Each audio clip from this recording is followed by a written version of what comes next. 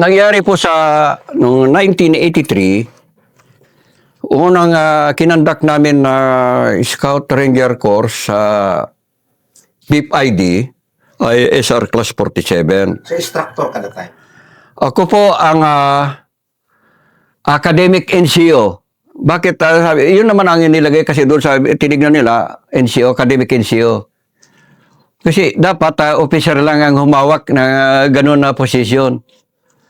Ako ang inilagay, NCO, academic. Pinaghiwalay kasi ang admin at saka sa academic. Ang admin purely doon sa office. Yung academic NCO naman, purely sa mga pagtuturo, sa pag-prepare ng test questionnaire, pag-compute ng mga grades, academic and non-academic. Yun ang, saka pag-review sa isasabit ng mga test questionnaire. Bilang academic NCO, binabago ko po yung kapag i-finalize, ina-approvean ko, pero kapag i-finalize ko, binabago ko yung arrangement ng mga test questionnaire nila. Kasi natuklasan ko yung ibang outsider, lalo na kung matching type, gumagawa sila ng yung pangalan. Kaya ang ginagawa ko naman, binabaligtad ko. Kasi yung instructor na outsider, expected na lahat ay pumasa yung mga estudyante doon sa test questionnaire na yon. Magtaka siya kung bakit konti lang pumasa. Kasi naglilik yung kasi halimbawa, Saturday, sabi niya, yun na yung answer. Madali na lang. Saturday daw yung answer nung test number 1. Sabi niya yung 1 to 10. Ayun, Sunday yung unang letra. Yung Ang ginagawa ko, dinidisarrange ko. Nirarambol. Oo, kasi yung estudyante magtiwala na marinig doon sa nalustok yung Sunday daw yung ganon. Bilang academic NCO, binabago ko yun. Kaya kung minsan, medyo naiinis sila sa akin yung mga instructor na outsider. Kung bakit ko dinisarrange. So, anong nangyari doon, Master, doon sa class counter na yun? Yung test mission, unang test mission ng class 47 ay sa mga tarem nangyari. Dumating kami doon gabi. Isa ako doon sa command group under Captain Custodio Salosagcol. Doon kami. Lumakad din. Medyo malayo. Kasi una, pagka release doon sa magte-test mission, doon sa LD, naglakad na rin kami. Pero bumalik na ang 6x6. Gabi yon, mayroon kaming nakita na magandang site, medyo matas na konti, nursery. Dito magandang mag-harboring para monitor natin yung malapit lang yung mga nag-test mission. Hindi kami pwedeng magkumpul-kumpul doon kasi maliit lang yung kubo-kubo ng nursery. Gabi na, ayaw ko matulog sa madamo, masukal. Kasi masukal yung lugar kay nursery. Kasama ko si Sergeant Ramirez. Natulog kami sa daan. Kami sumugda kasi malinis yung daan, yung trail. Doon kami natulog. Medyo malapit din sa command group. Ano nangyari nung gabi? Natapakan ako ng sa kasi Sergeant Virgilio Ramirez ng kalaban. Halt. sabi niya ni Sergeant Ramirez, unang pumutok ang kalaban. Pagkatapos nag-return pair ako, tinamaan yung napaputok. Kaya lang sa likod, may konti lang putok eh. Kunti. Yung kalaban siya, putok lang eh. Bang! Retire pa naman. Pag. Bagsak yung kalaban. Tapos may pumutok na yung iba. Tapos may sumigaw sa likod. Sa mismong command group. Mga estudyante yan. Gabi. Naku. Diyan na ako nanginig. Nakapatay ako estudyante. Kasi hindi pa namin nakikita eh. Zero visibility naman. Oo, gabi. Alas 12 pasado ng gabi. Mga 12:30. Umatras sa nung nakita ko na umuungol yung tao. Naku. Medyo umatras ako ng konti para makaiwas na hindi ako mapagbintangan na bumaril. Kasi ang alam ko estudyante. Nilayuan ko. Kasi alam ko na ako ang nakabaril. Nilayuan ko. Kasi sa harap ko bumagsak mismo eh. Mga isang di pa lang. Encounter. Kasi doon na eh, yung sumabog yung pagkaputok niya, malapit sa ulo ko yung lupa. Tumalsik mga lupa. Isa kabiglang ko, nag-return para ko, bagsak. Tapos, ayun, no, may sinigaw nila na estudyante, doon ako nanginig, nakapatay ako ng estudyante. Si umungol na eh, hanggang huminto. Huminto yung pag-ungol, di patay na. Medyo lumayo na ako para hindi ako mapagbintangan. Para iiwasan ko na malito sila kung sino ang bumaril. Nung magliliwanag na, kasi nag-roll call gabi, tinawag yung pangalan. Ballesteros, present, napagtawag. Montero, present. Ayun, kompleto.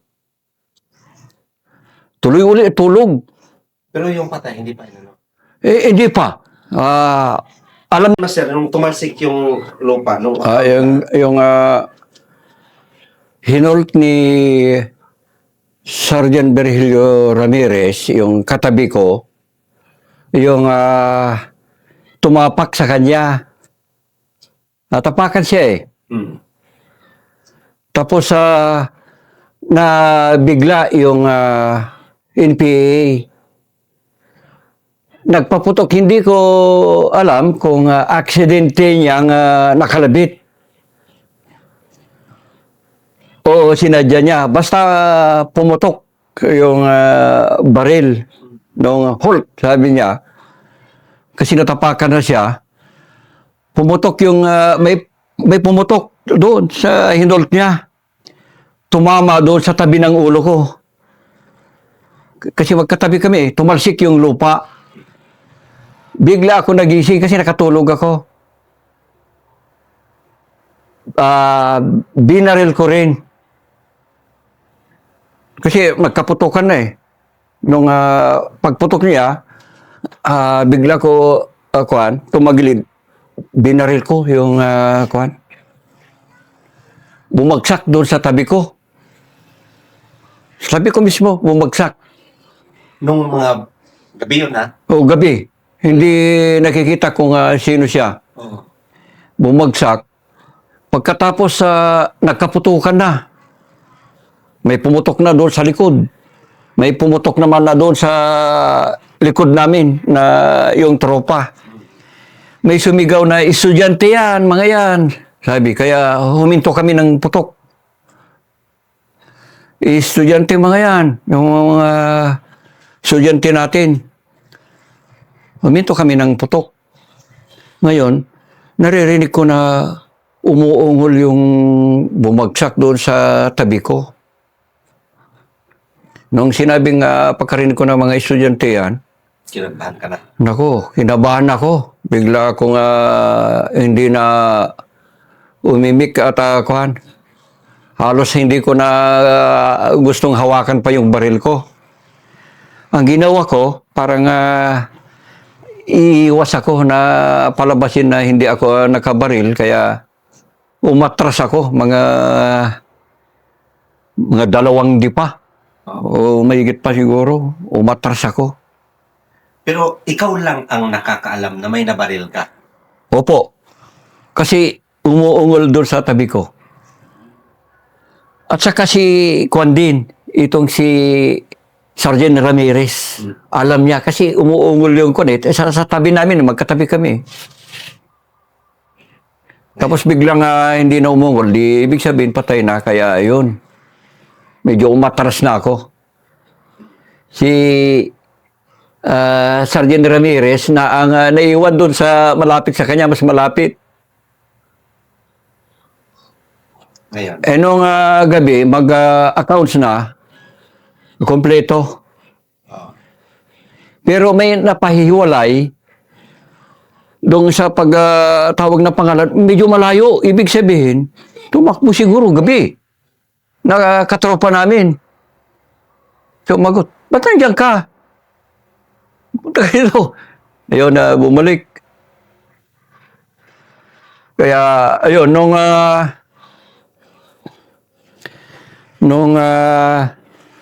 malapit nang magliwanag, kasi alas 12 pasado nangyari yun, malapit nang magliwanag, mga alas 5 na yon. Alam ko kung saan bumagsak yung yung tao. Ikaw na talaga yung nagano. Ginapang kuli, kasi malapit lang, ginapang kuli. I-verify ko kung estudyante nga o ano. Pero kabado ka na nun. Kabado na ako. Magliwanag na. Ginapang ko. Muli. Nung nakapako. Kasi hindi pa makita madilim pa, alas 5. Patay nga. Sabi ko. Nung tignan ko, may baril. Nung masalat ko yung baril, ay gran. Kaya sumigaw ako na nakarecover ako ng baril. Sabi ko, kalaban. Hanggang magliwanag na. Pagliwanag, nag-search kami. Meron pa 2 wounded.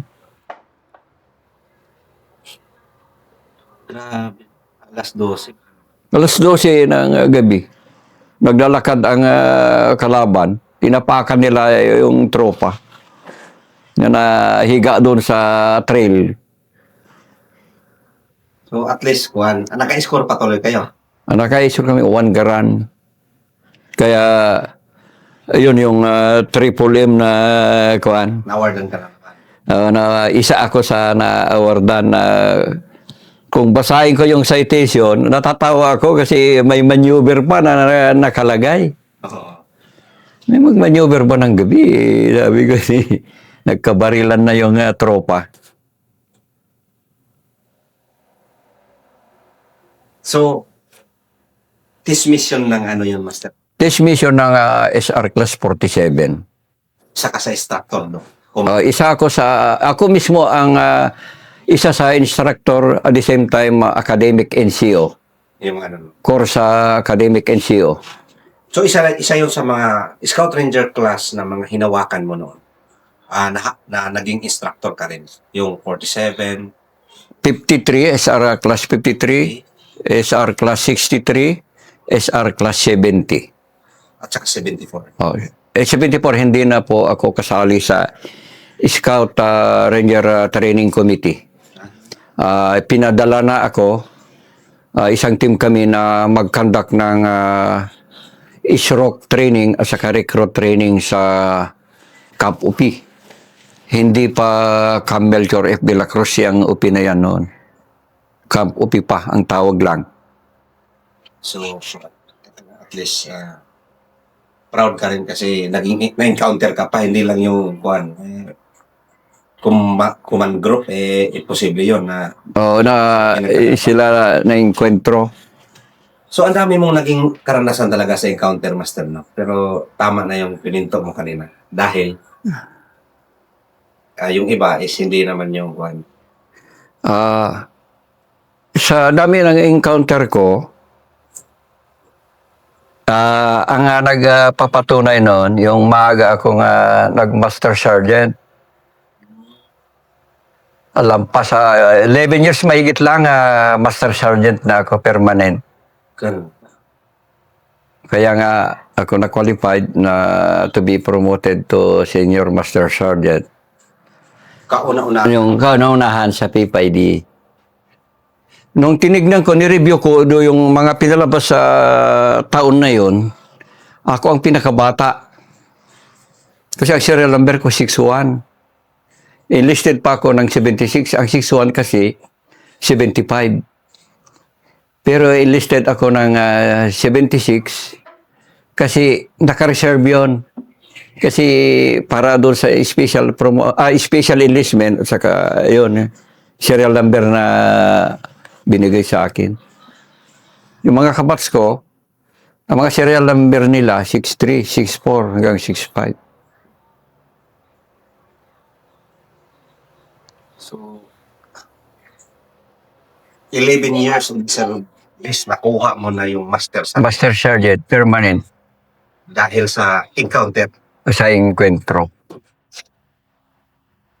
Tapos nag-sergeant major ka naman ng ilang taon na rin.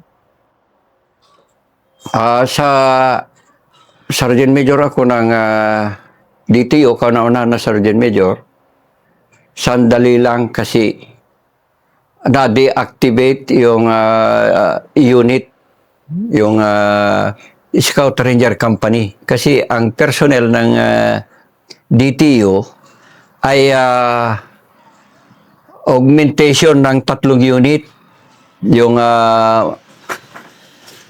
Division Marksmanship Training Unit, Second RCDG at saka Scout Ranger Company. Galing ako sa Scout Ranger Company. Nung na-deactivate ang Scout Ranger Company, na-relieve na rin ako as Sergeant Major. Tapos yung pangalawa, kung Sergeant Major, 48 IB. Pero bago ako nag-Sergeant Major, nag-First Sergeant pa ako ng 1 year. Nung after 1 year, na-elevate ako na maging battalion sergeant major na mas may mga senior sa akin. Mas ranking pa sila. Tapos yung pangatlo, sa 77 IB, sa kwan pala, Sergeant Major ako ng kulang-kulang na 6 years sa 48 IB. Sergeant Major. Sa 77 IB naman, nag-First Sergeant din ako ng line company. 1 year din. Bago ako nag-Sergeant Major. Kasi ang pagpili na Sergeant Major sa 77 IB, may deliberation. May kriteria. Panalo ako sa kriteria. So yun. Na isang kriteria, yung tawag na yan, yung ako ang gusto ng tao.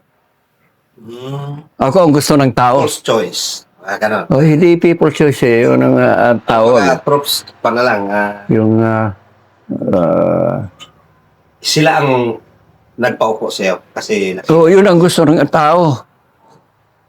Pero bago lang ako sa unit na yun, dapat yung mga matagal na sa unit. Ako, bago lang ako. at least Kaya yun, nagustuhan ako ng mga tao, walang makagawa na isang master sergeant, magdala ng isang platon, aatakihin ang isang munisipyo, gabi, alas 12 ng gabi, gawin yung nakakulong na 3 sundalo, ikokustody mo. paano nangyari yun? Ano kung sinabi? Ganito po kasi yun ang nangyari. Yung First Sergeant ako ng Charlie Company, 77th IB, yung dating 40 Scout Ranger Battalion. May nag-report ng 11:30 yun. Oo. Na yung 3 sundalo na kasama nila, inabdak ng mga lasing na pulis Okay. at isasalvage kasi sinakay sabi inabdak. Mm-mm. Kailangan puntahan para hindi masalvage. Oo. Di ang ginawa ko, nag-form ako ng isang platoon. Isang platoon na halos Bisaya kasi yung dalawang Bisaya. Hindi isang platoon lang kako. Oh. Yung kailangan ko, isang platoon, isang M60. Mm. Ang sakyan natin 6x6. Ayun. Kailang alas 12 kasi ng gabi. Mm. Tinawag ko sa kuhan. Kasi walang officer eh. Parang ano mo na lang yun. O sarili ko, decision. Pero itinawag ko sa operation center, walang officer, kaya yung radio operator na lang ang pinagsabihan ko. Oh. Na puntahan ko yung kasama natin na inabdak.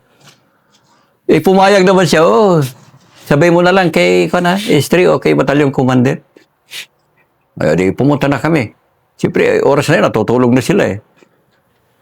Hindi naman alam ng radio operator na din namin yung yung munisipyo. Pagdating doon, ang instruction ko sa platoon na dala ko, isang platoon eh. Ang munisipyo ganito. Dito ang munisipyo, yan ang police station. Paiikot kasi yung karsada. Dito sa dulo, doon sa madilim, driver, alika. Sabi ko, pagdating natin doon, naka-primera lang para malakas yung tunog ng makina.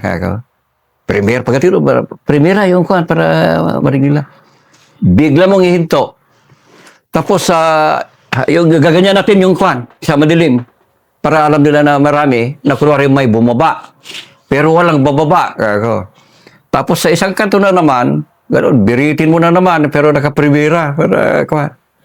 Pagdating doon sa isang kanto, gano'n naman, sa madilim. Kunwari, maraming bumaba. Doon na naman sa kabila, gano'n din. Tapos sa harap, doon na tayo bababa lahat. Sa harap ng police station. Katabi kasi ang police station at saka yung munisipyo. Baba tayo lahat. Doon na show of force. Kunin lang natin yung kuhan. Kailang lalaban yung mga pulis. Yung iba, tumakbo. Tumakbo. Pero ang deputy police station commander, hindi tumakbo. Graduate ng PNPA. Lieutenant Inspector pa kasi ang tawag noon, Inspector Naboye. Hindi tumakbo. Hindi niya binaba ang M40 niya na pinababa ko. Ayaw niyang ibaba. Bakit na may nagiging Napaikutan na sila. Napasok na ang police station. pero hindi naman talaga napaikutan. Kunwari lang yun. Hindi. Akala niya napaikutan ng tropa, iba pa yung papasok. Pero yung papasok lang yung nakikita niya. Ang alam nila, napaikutan. So may negotiation na nangyari. Oo. Di, yun, tumakbo yung kuhan. Pero yung mga kasama niya, police, pero yung deputy station commander, hindi tumakbo. Matapang. Oo. Pinababa ko yung baril, ayaw. Nilapitan ko, agawin ko yung baril sana kasi tinutukan na siya eh. Tinutukan ng M60. ng tropa. Tropa. Ayaw niya, hindi niya binaba yung baril. Yung baril niya, M14. Nakatutok lang sa akin. Ginanon ka rin. Oo, tinutukan niya ako. Tinutukan din siya na M60, saka yung tropa. Ang order ko, walang magpapaputok. Anong sabi niya, Master? Hindi, bakit ganyan? Sabi niya, wala akong alam dyan. Sabi naman niya, wala akong alam. Diyan lang, tingnan nyo dyan sa police blotter kung ano yun. Sabi naman niya, mali yan, yung ginawa nyo. Magkipag-coordinate kayo gabi. Sabi naman niya, di pinaliwanag ko na ganito. May report na ako, inabdak nyo. Sabi, hindi, wala akong alam dyan. Mali ang ginawa nyo. Basta yun ang pinipilit niya. Agawin ko yung baril niya, lapitan ko, atras din. Kaya palapit. Pagkatapos ayun. Pinabaya lang namin. Ayaw rin niyang iputok yung baril niya. Pinunta namin yung kulungan. Nandun yung Sergeant Matanda. Yung sabi niya, "Oh, sir, wala akong alam dyan. Tinarnover lang yung sundalo na sabi niyong isa-salvage. Nandiyan sila, buhay sila doon."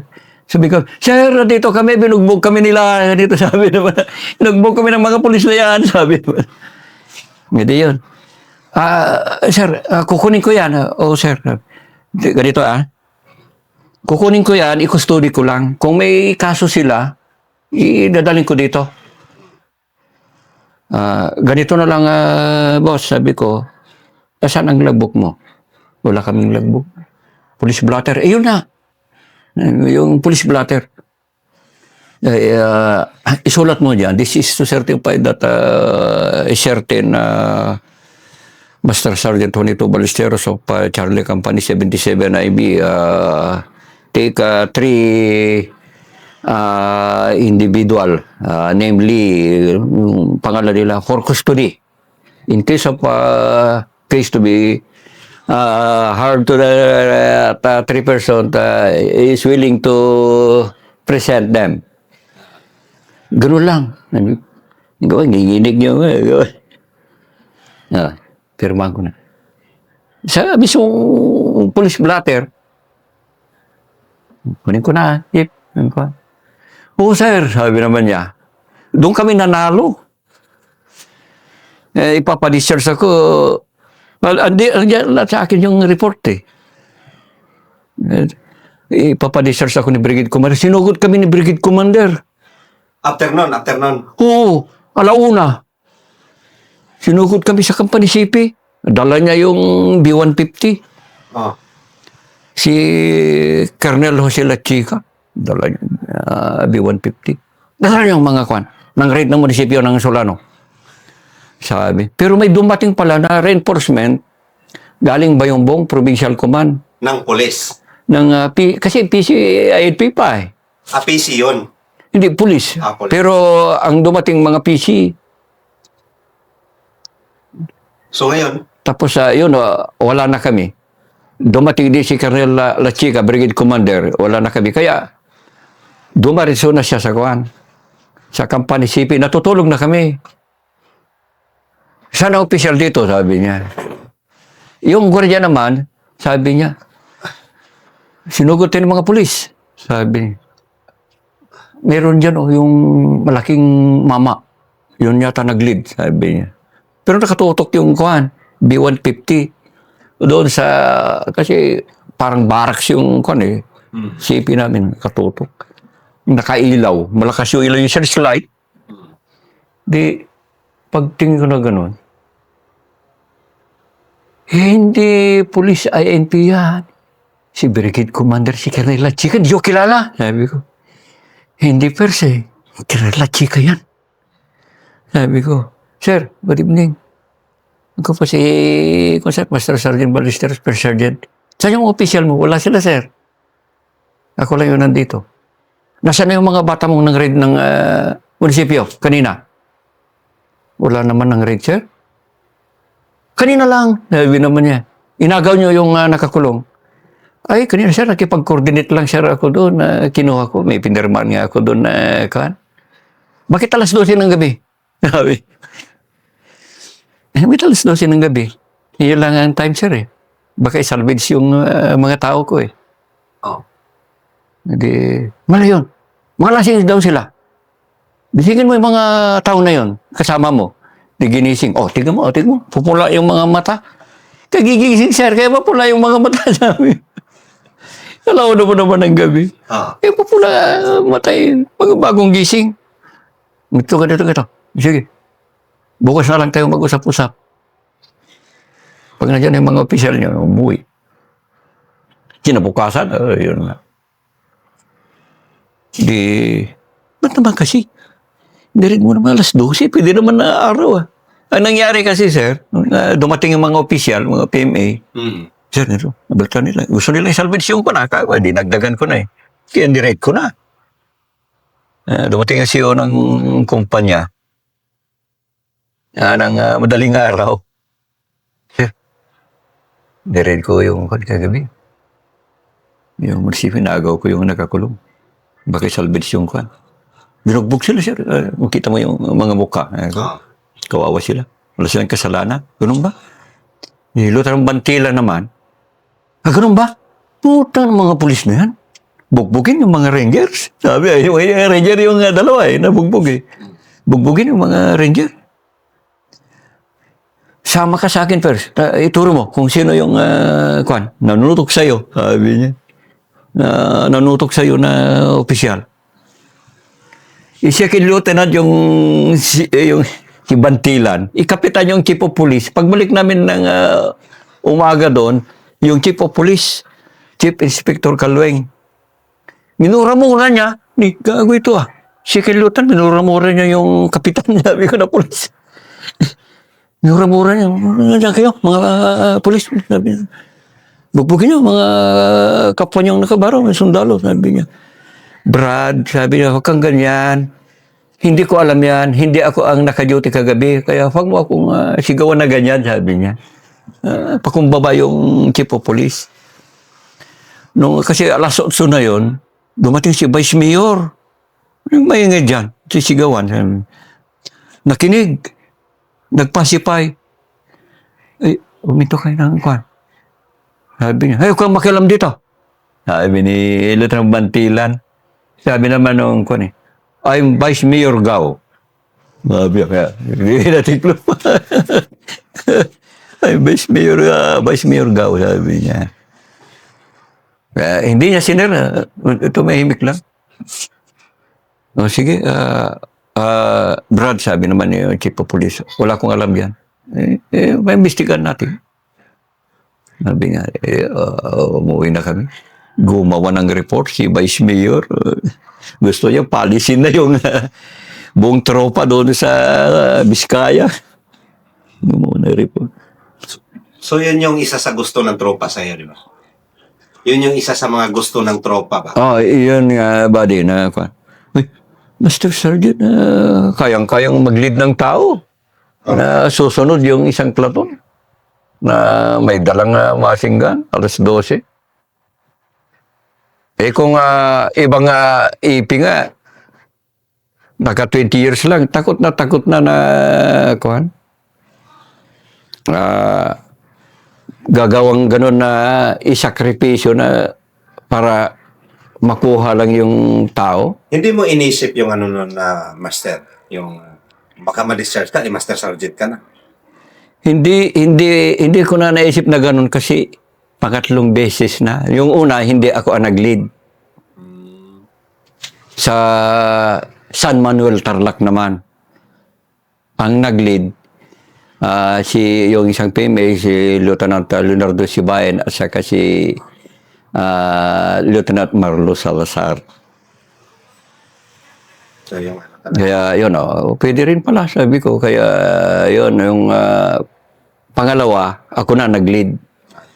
Doon sa Lamot Ipugao, First Sergeant ako, akong isang platon. Kaya lang, Rumisbak, 2 PMA, 2 Chamite. Hindi na kami gumalaw. Under Lieutenant Karabakan at saka Lieutenant Daway. Okay, Master. Ito na lang, Master. Ano yung mga ibang accomplishment mo pa? Awards na very proud ka rin na nakuha mo?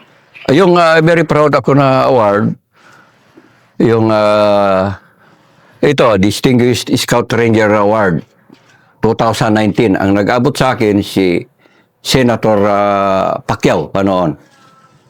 Assisted by Colonel Eclarin during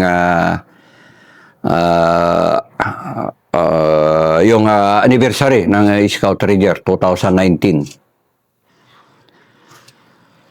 Yung isang mga awards ko pa, yung Gold Cross Medal, several Triple M, MCM, Mindanao and Sulu, Tawi-Tawi, Bisayan, at saka itong Northern Luzon Peace Campaign. So parang naikot mo talaga ang buong Pilipinas, Master mo? Luzon, Visayas, Mindanao? Cotabato lang ang hindi. Pero Mindanao pa rin naman. Pero buong Luzon, Bataan, particularly sa Limay, parte ng mga Tarem hanggang Santa Cruz, Zambales, naiikot ko yan sa pag-operate. Itong Abra, Isabela, Vizcaya, Quirino, Kalinga, Cagayan, Samar, Basilan, Holo, Holo-Sulu, Tawi-Tawi.